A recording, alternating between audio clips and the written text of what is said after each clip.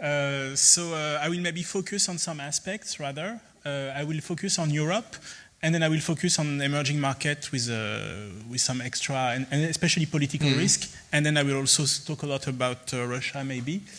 So I will directly go to Europe and to talk about all the good news that we have in Europe.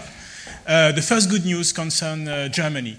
For us, it's really one of the very good countries, and now that where the risk is improving really much. And I call it yes they buy because the good news is that now the German consumers has waken up and is starting to buy a lot. And of course, it's a very good news for French or for Spanish people because we can export there, and it can be now a final demand destination. And you see that what's amazing in Germany is now that their growth model is extremely balanced.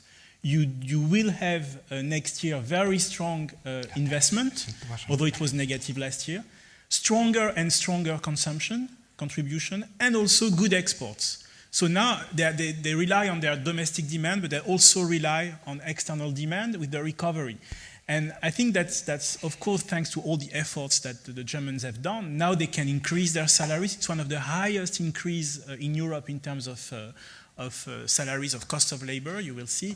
And this is why the economy now is extremely strong on every point. And this translates into the corporate, because again, for us, credit insurer, what's really important is the corporate side, is the corporate risk.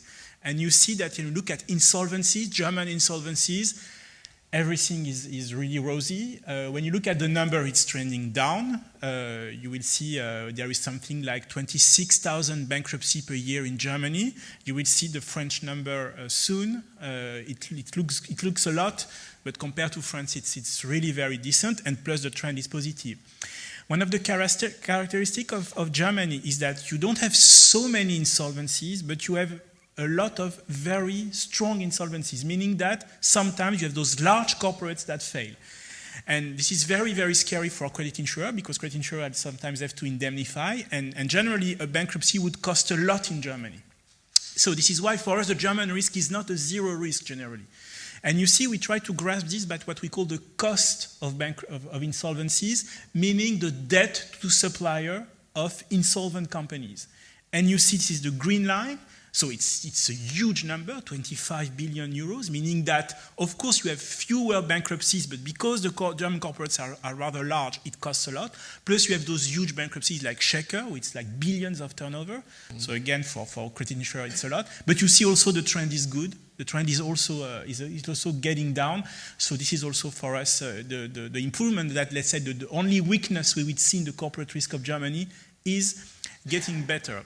So this is the country, and now I will go to France, but I propose you a little exercise, which is a bit different. I will talk to France, and at the same time I will talk to Spain, because why we have issued a paper. We will issue a paper next Friday, but about a comparison between France and Spain on one very special subject, which is SMEs. So I will not give you all the details because we keep it for Friday. But we put some side. And of course, it's very interesting to compare France with Spain and to see how France seems to look very strong, but in fact is very weak, and maybe much weaker now than Spain. So first, let's look at how good France looks compared to Spain. So indeed, what the amazing things about France is the consumption and the resilience of the French consumer. All over, historically, it's very strong. And for example, last year, 2013, at the beginning of the year, we forecast in Coface minus 0.3% of growth, because we said this time, it will be the time where you have a contraction of consumption in France. It's not possible anymore that France keep on consuming. The rate of unemployment is too high, political uncertainties, recession in the Eurozone, it will come. Finally, France achieved plus 0.3 instead of minus 0.3, thanks to consumption again. So again, despite of all let's say the risks that are around the French consumer, it's always there to save the growth. And you see, of course, the consumption trend, you see how strong it is all over the period since the crisis. And of course, when you compare to Spain, it's look even stronger, because in Spain, of course, you have this huge adjustment of consumption that you know very well. But interestingly, you see that this adjustment is ending now. You see that now. I see that all the work has been done in a way, and now that you seem that a little higher. And the terrible point for Spain, of course, is unemployment, which has, of course, also. But you see exactly the same trend, the huge unemployment, but now a bit trending down, meaning also that the adjustment period seems to be over. We will see if the Spanish economists will agree with that. And you see also how France, we complain a lot about unemployment, but you see that it doesn't do that bad, even compared to the average of the Eurozone. We are still a bit under. But the trend is not great. The trend is a slow deterioration of the labor market. It's not as bad as Spain, but it's still not very well. And the last and last good thing about France, but that's also the case, is the fact that the private sector in France generally is not leveraged, and especially the households. You see the household debt. You see that it's really low compared to the average of the Eurozone. Of course, very low compared to Spain. And I think this is the key problem for Spain. The key problem for Spain is private debt and deleveraging. And how far deleveraging will hurt the recovery or not. For me, this is the big point. And it's to me very interesting as an economist to see an economy where you have a huge private debt and growing and investing and consuming. And how is that possible? To have this deleveraging process, but at the same time. Because generally, when you have a huge debt, all your spendings, you go to reimburse your debt. You don't spend. But here, you can have the two. So that's I think, the very big and important subject for the Spanish economy. In France, of course, we don't have this issue. But you see that the dynamic is not good. You have the deleveraging starting in Spain. In France, we are still allowing ourselves to get a little more debt in the private sector. So that's interesting to see that we absolutely don't have this adjustment process in France. Now, of course, where it begins to hurt a lot is about exports. Because the performance of Spain is absolutely amazing. If you look at what's happening, of course, it's better than Germany. And here we have rather a long term. And the French is not good. It's not good because the problem is that, of course, it doesn't look that bad here, especially compared to Italy. Italy has a lot of problem for its exports. But the problem is that, of course, you don't have very strong export in France, but you have very strong imports. Because you have a strong consumption, of course, in France, a resilient consumption, you have very strong imports. So the balance is terrible. And of course, the most important aspect of the adjustment is what you see on the right, is the cost of labor. What you see is, of course, the huge adjustment in Spain, which has made Spain completely change its growth model, completely, and this amazing adjustment on the cost, while in France, we're going on as nothing has happened. Still, our costs are increasing, and are increasing at the same pace of Germany. Mm-hmm. So our costs, we are not competitive, we are not cost competitive, and our costs go on getting up. So here the trend is absolutely amazing in terms of diverging. And now, if you look at corporate numbers, then the difference between Spain and France is absolutely amazing. First, the corporates in Spain are much stronger now. You see so you see, of course, the very improving margin of the corporate sector. So it's an average, of course, so then it will depend very much on the size, on the sector, and so on. But since you have seen the massive improvement, while you see the diverging trend, the slow deterioration of the French corporate, the French supply side. And then, of course, what you see is the gross saving to GFC means, the gross saving on investment means how far corporates can finance their own investment, and you see also the massive improvement, of course, for Spanish corporates, but they didn't have the choice. No credit. They had to rely on their own force, so they completely had to rebuild their model, their financial model, while in France, we are more and more credit dependent. Of course, in France, the corporates do not have any constraints from the banks, because in France is one of the few countries where banking credit is rather resilient. Doesn't shrink as much, of course, as in Spain. We didn't have this banking crisis. But this is a very strong weakness sign. Because, of course, when you say credit is resilient, very time it's hiding a lot of issues. It can be resilient for large corporates, But for SMEs, it will not be, and you won't see that in the statistics because the small corporates are too small in terms. You will have a lot of credits for those big corporates who are good risk, but the small corporates are out of the credit. We call it the exclusion effect. Again, the strength is the leverage. The French corporates are not too leveraged, although it's getting up a little. And you see again the same issue with the household for Spain is that huge level of private debt, but then the adjustment, the deleveraging starting. So again, the question for Spain, are the corporates going to spend enough because they have these huge leverage issues? Interestingly, when you have a very large private debt, this is an idea I launched, and I don't know if that's going to be accepted by bankers. I don't think so. Is that you could do a forgiveness. You could cut the public debt. You could say, okay, we restructure the private debt because you see that it's a big weight for the Spanish economy. So maybe that could be an idea. We have restructured the public debt in Greece. Why not restructure the private debt in Spain? But that's I'm launching the debate, and then the economists will speak about it. So the result of all that, and I come back to my slide, of course, for France, is that, yes, it's resilient. It's resilient, but the problem is that it's very consumption-driven, and consumption is less and less dynamic in France. It's still positive. It was negative in the first quarter, but I would say on a yearly average, it's still positive. But the problem is that if you think historically, the growth of consumption was 1.8%. Which was before the crisis, for the last 5 years before the crisis. Now it's 0.8. So meaning that, yes, consumption is still there, the consumer is still consuming, but less and less. This is why the French growth is slowing down, because it's more and more dependent on consumption, and the consumer is more and more prudent. So yes, it's resilient, but less and less. And the problem is that we pay a high cost to this resilience of consumption, because the cost is, of course, the shrinking of the supply side. You see the insolvencies in France. So remember that the number of Germany, it was 28,000 something or something like this. Here you have 64,000 bankruptcies for the same number of corporates as Germany. So you have twice more bankruptcies in France with the same number of corporates, because in France we have a lot of small corporates that they don't have in Germany. And you see that also the scary number is that we have more bankruptcies now than we used to have in 2009 when we had a recession. So we are very strong in France, even stronger than in football. We can achieve more bankruptcies without a recession.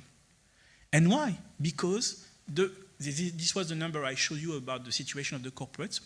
Less and less, the financial situation of the corporates is worse, is getting worse, and of course they are less and less resilient. The growth, the consumption is less and less supportive, so our corporates are simply dying. So I look very, very bleak about the French prospects.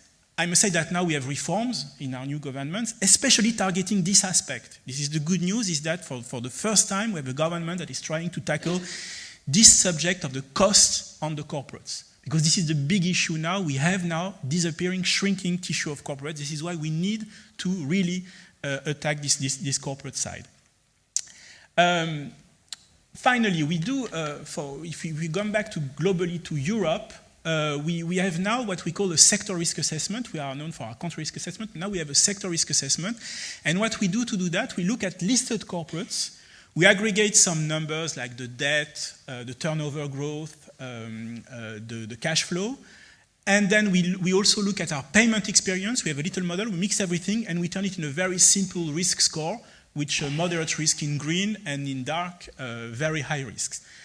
So what you see in Europe is that, how shall I put it? Negatively is that you still have a lot of black sectors, like the metals, like the automotive, and that you don't have any green light sector in Europe. Positively, I would say that at least risks are stabilizing. We don't have any downgrades anymore, at least that the risks are stabilizing. And so if you look at automotive, for example, of course, it's very difficult to have one assessment for Europe, because if you look at automotive, it's very strong in Germany. It's recovering very much in Spain. It's still struggling very much in Italy. So, of course, you have a lot of different aspects. But you still have a lot of bankruptcies for the subcontractors or for the car dealers, especially in Italy or in France. This is why, for us, the risk is still very high. But you see that now we are maybe entering a period where we are seeing better risk, I say it would stabilize. Now, if you look at our country risk assessment, where we look at countries by countries, I would say the good news is that we are entering in a period of improving risks. So the first country where we've improved very much is the US. For us, the US is now an A1 country. Why? Because, of course, the US is not a paradise, but at least for corporate side, it's a paradise, because the US corporates are very strong, very cash-rich, very low debt. This is why, for a credit insurer, it's a very good risk, because we have a very good payment experience, I must say, in the US now for the last 2 years. So for us, it's an A1 country. 2 countries that are going to be A1 very soon, Germany and Austria. So we also, for all the reasons I've said, but Austria is a kind of a little Germany. It has exactly the same kind of... and the third country is with the UK. We are very reluctant to improve the assessment of the UK, but now, with a stronger internal demand, we feel that the UK growth is strong, and we have also a good payment experience in the UK, so we're feeling at a higher risk, of course. Now there is the question of Spain. We will have a debate in June. I think that it's a good time now for Spain. I think so. This is all the message I want to give. So, about emerging markets, Claudia has already talked a lot about emerging markets, and maybe I will come back to one or few things that she said, and just to completely agree with her. There is a slowdown for large economies, clearly. And this slowdown, you see for the main large economy, like Brazil, she picked also Russia, of course. So you see the growth of Russia, it's going to be revised in June too, and we are I think, a bit optimistic. But what's happening in emerging markets is a very interesting dynamic. In emerging markets, you still have very resilient consumption. The middle classes are still spending a lot. And even in Russia, in the first quarter, you see that Russians are still spending. Salaries are high. There are also demographic aspects that help people to spend a lot. What is really slowing down a lot in emerging markets is investment. And investment because of supply constraint, infrastructure, and also because of business climate issues and political risk. These are also play a strong role for the investors. For different reasons for each country. In Brazil, it's mostly infrastructure. In Russia, it's mostly business climate. But it's really now the time where investment really is slowing down very much in most of the emerging markets, except China, which is a different case. But now this is the case. But you still have emerging markets that are doing really well. And this is interesting because I think we believe that in Coface there is a new generation of emerging markets, which are not the BRICS. They are much smaller, generally speaking, so maybe they are not that big markets. So we picked 4 of them. We picked more in our review, but here I put 4 of them, which are 2 in Latin America and 2 in Asia. And what do they have in common? Of course, I don't say they are risk-free. I don't say that there are no risks. I say that they are not slowing down, at least recently, and they are rather in a dynamic of improving risks. I don't say that there are better risks than the BRICS. I say that the dynamic is positive. Where the BRICS have deteriorating risks, here we have improving risk. They have in common quite strong and resilient growth. You see in 2009, those countries could achieve positive growth. This is amazing, first. Secondly, they are rather diversified.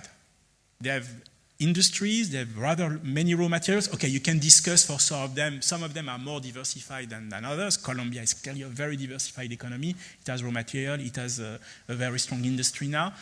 Indonesia too. Now, Peru, it's a little bit challenging to say it's diversified, but at least it has several raw materials. Improving political risk. You see that now those countries where Colombia was, for example, there has been, although there are some problems now, there has been now an agreement signed with the FARC. Indonesia, now a much more stable political landscape.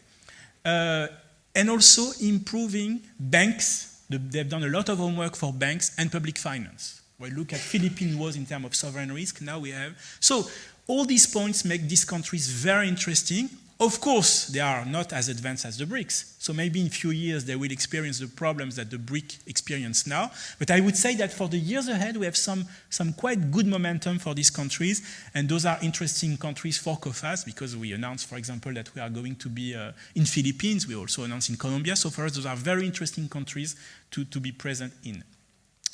Maybe I don't have the time to, because I see Miguel is going to strangle me. Okay. No, I have some time. Okay, minutes, so yeah. I want to speak about a political risk, and I don't have my slides, sorry, because of the event in Thailand, and it was mentioned by Claudia. I see that there is a problem now of increasing political risk in emerging markets. And Thailand, what's happening in Thailand to me is extremely significant for all emerging markets. You are in a situation in Thailand now where you have elections, rather quite well-run elections. One party wins, which is Mr. Shinawatра's close allies, or now sister. And then there is a group that opposes the Shinawatra clan and then tries to shake the government. And finally, the army is coming to stabilize the situation. The interesting thing about Thailand, of course, we have put a negative watch on Thailand. We feel that so there is an ongoing political problem that is not solved now for many years. Mm-hmm. And what strikes me is that although you have elections, normally elections are here to solve the problems. You have one government, the government is not accepted, and you vote for someone else. And then normally elections are a stabilizer of political risk. We see that in many countries, elections do not stabilize the political risk. And another example is Turkey. Mm-hmm. You see that in the municipal elections, Mr. Erdogan was elected very strongly, that you still a lot of support for the AKP, and again, demonstration, people are furious. And so this is one of the big problems is now, it's not a question of democracy or not democracy, it's more a question of social contract. There are groups in emerging markets that oppose themselves, and apparently the political system is unable to make them agree and connect. And this is why I'm very afraid. So this is linked to many aspects. One being middle classes. Middle classes are coming up. They are a group that are very demanding in terms of rights, in terms of business climate, in terms of improvement of the climate. And if they don't see this improvement, they're coming on the streets, typically in Brazil. I am sure that in Brazil, Mrs. Rousseff will be very easily re-elected. The problem is that the social issues that are behind the problems will not be solved. So you may see demonstration before the elections, you will see demonstration maybe after the elections, but then again, the elections will not solve the Brazilian problem. So this is, I think, the big issue now is how far, the same in India. There is a lot of expectation about Mr. Modi, is market-friendly, it's fantastic. The exchange rate is stabilized, the stock market is booming. Will he deliver in terms of reforms? Will he be able to do everything he promised? He promised to open the retail sector in India. It's a huge debate in India. There is a lot of groups that are opposing this reform. So again, I think elections are not going to solve the fundamental problems of the country. I will finally finish with Russia. So Claudia has talked about this issue. First, the question is whether the recovery that we experience in Europe can be really be stopped by what's happening in Russia with Ukraine. Our scenario is not a scenario of war for the moment, I guess, and I don't think it's anyone's scenario, I hope, but it can be a scenario of, I would say, low-intensity conflicts, ongoing conflicts, meaning that there are still a lot of problems in the eastern part of Ukraine, a lot of sanctions, escalating sanctions between the EU and Russia. So that can be a scenario, I think. Not a war that would really have a huge effect, but I would say a small intensity ongoing conflict with Russia, Ukraine, and the EU. I don't think it will derail the EU recovery. We have to remember some figures. Even for Germany, Russia is a very small market. It's only 3% of German exports. For France, it's something like 1.5. For Italy, 1.8.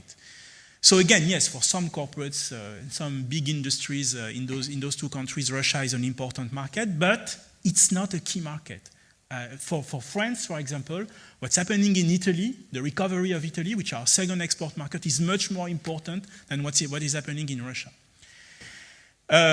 Of course, there can be a gas fight, an interruption of the gas, and this is not an unlikely scenario. I think, of course, it could could have an impact on Europe, although the timing is not favorable for Russia because it's the summer, we have a lot of reserves of gas. So I would say that if they do it now, it's not the best time for Russia, and it will not impact too negatively Europe. What it will create what it will create is that a strong sentiment in Europe to get rid of the Russian dependence. And although it's going to be costly, although it's going to have a cost, if Russia cuts again the gas, it will be a huge shock for Europe, and they will go in that direction. So on the long term, I think it will hurt more Russia than Europe. Finally, I think the most important victim of this crisis is the Russian economy itself. As Claudia put it, the economy is slowing down very much, and even before the crisis with Ukraine, the Russian economy was slowing down. You see here industrial production and investment. It was dipping completely. It was 0% growth in 2013 for industrial production, minus 0.3% for investment, and in the first quarter of the year, investment is minus 4%. So, again, Russians are still consuming. Retail sales are quite dynamic in Russia, but Russians do not invest in their own countries. And even before, of course, before the crisis they didn't. With the crisis with Ukraine, they will even less, because the situation will be even more uncertain. So there is an issue with Russia not investing in their country. What do they do with their money? Well, everybody knows. This is the graph on the left. They are exporting their money out of the country. This is capital outflow. So you had something like minus $63 billion of outflows in 2013. For only the first quarter, you had minus 51. So it means that money is getting out of the country. This is, I think, the big weakness of the Russian economy, is that if the crisis is getting worse, this confidence crisis of the investors will touch the consumers. And then if the consumers stop consuming because they say, okay, we are going to wait because the situation is too uncertain, then the country will go immediately in recession, and a very strong recession. So this is why I think that maybe the latest move from Mr. Putin may be explained by the fact that there is a kind of check to the reality with the economy, and that the Russian economy is extremely fragile and was even fragile. This is why we are really afraid that now the most important victim of this crisis will be the Russian economy itself, and not. So we put a negative watch on the B of Russia, and it's already rather a bad, I would say, low country assessment because of the business climate problems in Russia and the problem of transparency of the corporates, which really is a problem for the underwriters for us. But then again, with the possible recession in Russia, we put a negative watch because we feel. And by the way, we put a lot of negative trends in many emerging countries, Thailand, Brazil. We downgraded Brazil for all the reasons that were mentioned. Turkey also, we put also a negative watch on Turkey because also there is a very large private debt, uncertainty, political uncertainties, and fragility of the currency. It was mentioned by Claudia. So you see that we had rather a positive view on the dynamic of risk in advanced economy. We rather have a negative views on the dynamic of risk in emerging market, except those resilient ones like Philippines, like Indonesia. Okay, I'm stopping here. Well, Thank you very much.